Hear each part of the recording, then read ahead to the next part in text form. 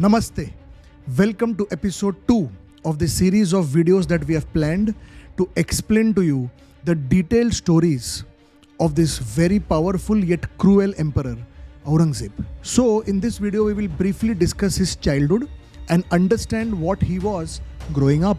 Aurangzeb, his full name is Muhyiddin Muhammad Aurangzeb, and he was born to Shah Jahan and Mumtaz Mahal.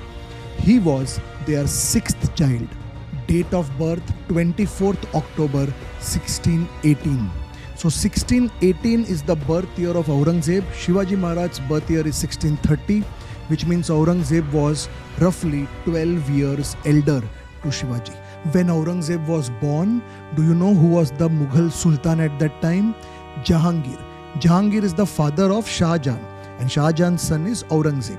Now what had happened is, in the year 1622, that is when Aurangzeb was 4 years old, Shah Jahan fell out of favor with his father Jahangir.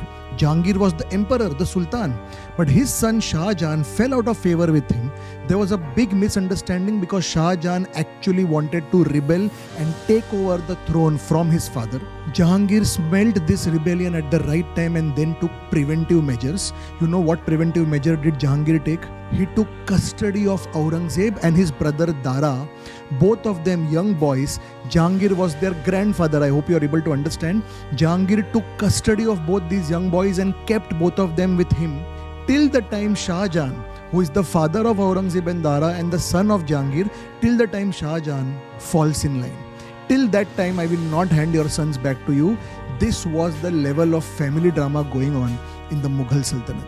Then in the year 1627, Jahangir died. Then Shah Jahan ascended the throne, and it was then that these two boys were released and they came back to their father Shah Jahan. So you see, quite a troubled childhood infested with family drama. By the time Aurangzeb reached 10, that is by the year 1628-1629, his education begins. A teacher was assigned to come and teach Aurangzeb. The name of this teacher, Mir Muhammad Hashim. Aurangzeb was very sharp, smart, witty and intelligent. He was very keen on learning more and more, and he was a quick learner of whatever he took to reading. In that sense, academically brilliant. One letter written by Aurangzeb was found, a letter written by him in his later years. In that letter, he claims that he has completely by-hearted and mastered their holy books, the Quran and the Hadiths. In fact, it is said that whenever Aurangzeb used to have any kind of conversations, he would generally quote verses from these books. He was that well versed in these books. He was very fluent in 3 languages: Arabic, Persian, and his mother tongue, the Hindustani language. Now, what is Hindustani language? Hindustani language is basically a mixture of the Persian and the local Indian languages. It is said that this Hindustani language eventually branches out into 2 separate languages. One is Urdu and one is Hindi. So for all practical purposes, Hindustani language can be understood roughly between Urdu and Hindi.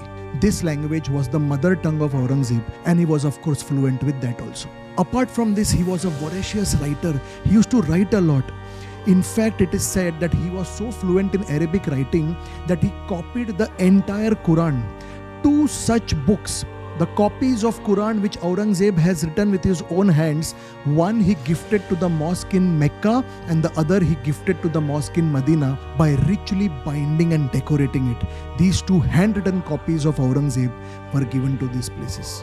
And this love for writing can be seen in the fact that majority of the letters written from Aurangzeb's court to others, he used to make it a point that he will write it himself. Many such letters have been found.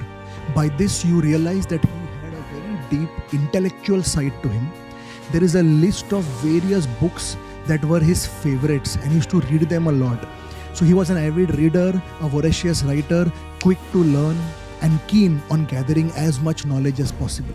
And unlike his predecessors, he was not fond of listening to useless poetry or verses that would appreciate and glorify him. He was not fond of great paintings. In fact, he had banished music from his court. Aurangzeb's father, Shah Jahan, he had so much love for buildings and architecture.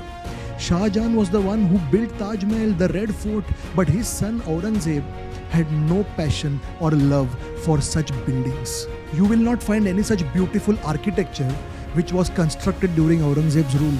Yes, there was one thing that he loved to build.